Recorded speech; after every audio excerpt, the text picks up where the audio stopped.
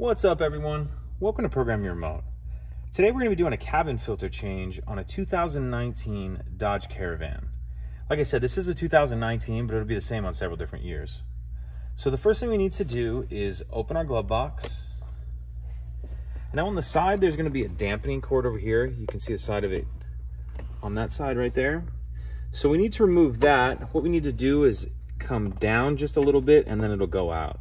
I like to kind of grab it from both sides, pull down, come out, and then if you just let it go, it'll retract a little bit. That's fine.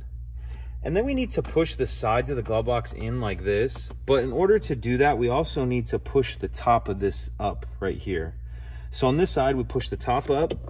That'll allow that side to come down. Same thing over here. We'll push the top up and then push in on this side. That's going to allow that to come down. And then once that drops down and we take a look up in here, we can actually see the door to the cabin filter right here. So there's a clip on either side. Undo it like that.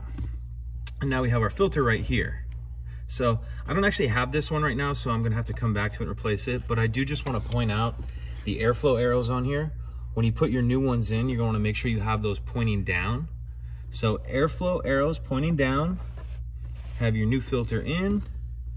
Go ahead and throw the cover back on.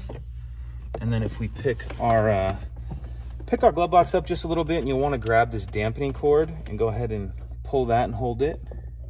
And I'm going to hook this dampening cord up first. So again, you'll just put it in the slot right here. I know it's probably a little difficult to see, but we'll push that in. So that's hooked up.